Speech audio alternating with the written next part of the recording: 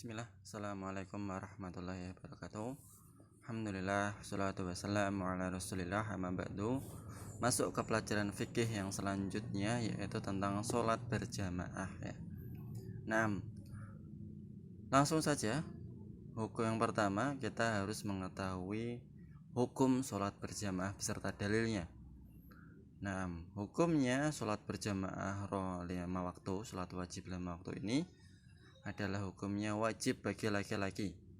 Nah ya, wajib bagi laki-laki yang sudah balik, yang sudah mukhalaf, yang dia sudah balik, maka dia wajib sholat duhur, asar, maghrib, isya, subuh di masjid berjamaah bersama kaum muslimin. Nah,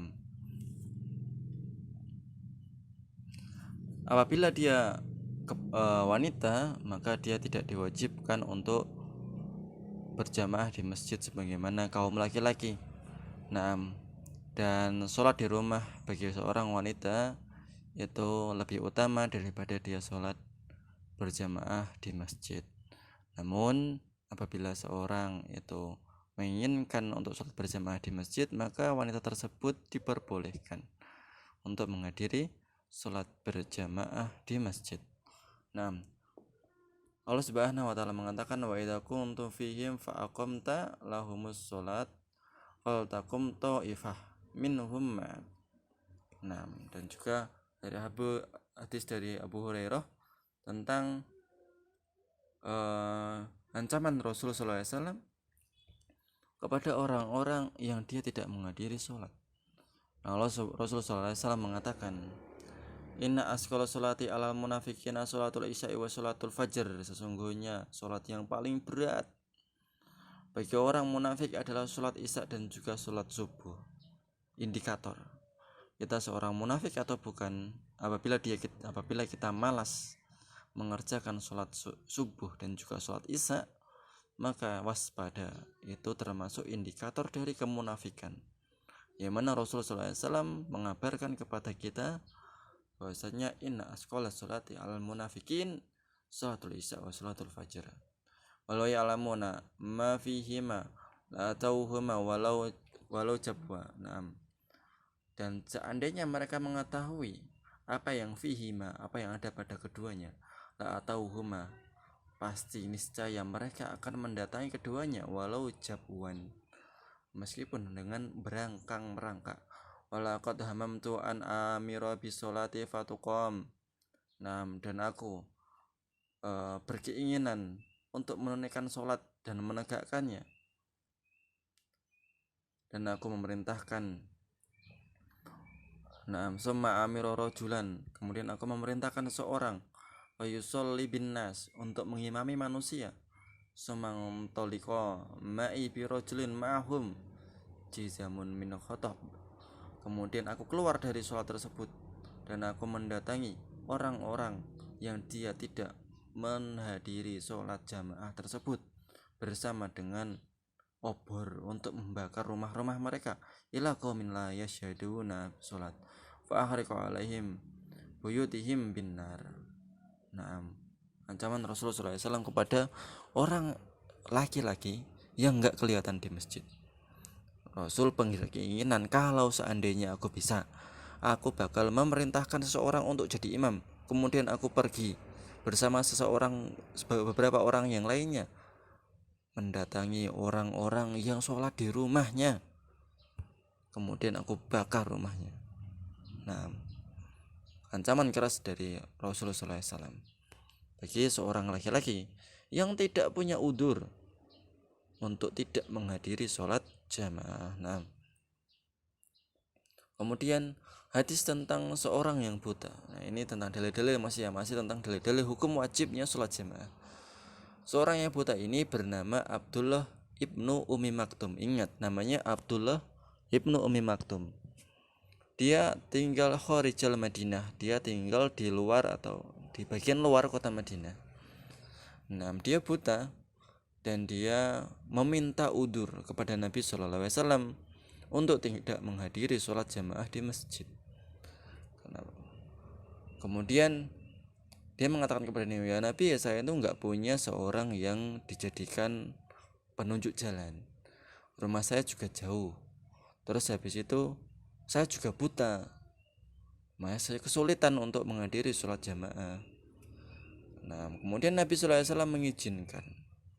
Terus setelah mengizinkan, kemudian Nabi bertanya sama orang buta tersebut, hal tasma'un nida habis sholat, kamu dengar adzan enggak? Oh, dengar, kalau adzan saya dengar Nabi. Naam. Qala na'am. Qala fa'ajib, maka kalau kamu datang, kamu dengar, maka penuhilah datang panggilan tersebut. Naam. Akhirnya udzur tersebut dicabut oleh Nabi sallallahu alaihi wasallam. Kemudian yang keempat,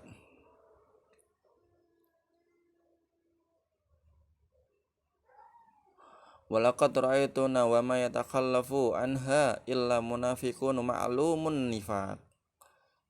Nah, ini dari Ibnu Mas'ud. Pada zaman kita, zamannya Ibnu Mas'ud ya, walaqad ra'aituna, dan aku telah melihat di antara kami, wa ma yatakhallafu anha, yatakhallaf meninggalkan atau menyelisih sholat, meninggalkan sholat jamaah.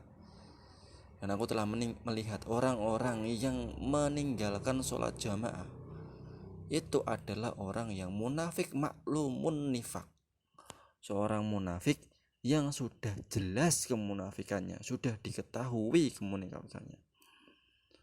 Jadi orang yang gak sholat di zaman Nabi itu cuma 2 orang, 1 orang kafir, 2 orang munafik. Kalau zaman sekarang ya sama harusnya, cirinya harusnya nih, indikatornya orang muslim tuh sholatnya di masjid. Kalau nggak masjid 2, kalau nggak dia kafir ya munafik, entah dia orang kafir atau dia orang munafik. Nah, maka yang kelima, sholat jamaah adalah merupakan syiar Islam terbesar. Nah, ini dalil-dalil hukumnya wajib sholat berjamaah di masjid bagi laki-laki. Nah, bagi perempuan, kalau masnya nggak sholat, bapaknya nggak sholat di masjid, adiknya nggak sholat, suruh sholat ke masjid. Jangan jadi laki-laki solehah. Jadilah laki-laki yang soleh. Kalau laki-laki sholatnya di rumah, itu laki-laki solehah. Pakai jilbab saja, jangan pakai peci. Kok sholat pakai peci, kok sholatnya di rumah? Pakai peci itu sholatnya di masjid. Nah gitu, ini hukum asalnya. Nah, terus tentu saja syariat ini sudah memberikan keringanan-keringanan kepada orang yang tidak bisa menghadiri sholat jamaah. Nah, ada beberapa udzur ya. Nah, tapi sebelum kita masuk ke yang keutamaannya dulu. Sholatul jama'ati afdalu min sholatil fardi bisab'in wa isrina darajat. Sholat berjamaah lebih baik dari sholat sendiri dengan 27 derajat. Ini bagi laki-laki. Bagi perempuan, sholat sendiri lebih afdol daripada sholat berjamaah di masjid. Nah, kapan mendapatkan sholat berjamaah? Seorang dikatakan mendapatkan sholat berjamaah apabila mendapatkan 1 rakaat bersama imam rawatibnya. Nah, imam rawatibnya yang adzan, terus imam yaitu jamaah di situ. Nah, kalau kurang dari itu maka dia dikatakan tidak mendapatkan jamaah. Terus kapan mendapatkan 1 rakaat? Seorang mendapatkan 1 rakaat dengan mendapatkan ruku. Bila seorang yang masuk ke dalam masjid mendapat dan melihat imam dalam keadaan ruku, maka dia wajib melakukan takbiratul ihram. Nah, ya, berdiri. Misalnya imamnya ruku, imamnya lagi ruku nih, terus antum masuk, jangan langsung ruku, takbiratul ihram dulu. Takbiratul ihram itu hukumnya rukun, salah satu dari rukun sholat. Jadi takbiratul ihram Allahu Akbar, kemudian takbir lagi Allahu Akbar untuk ruku. Nah gitu, jangan langsung ruku tanpa takbiratul ihram, maka dia tidak sah sholatnya.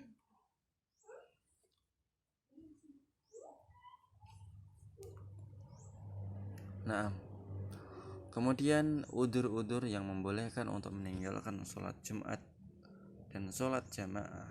Ini udur-udur nanti kita bahas di pertemuan selanjutnya. Insyaallah ta'ala. Assalamualaikum warahmatullahi wabarakatuh.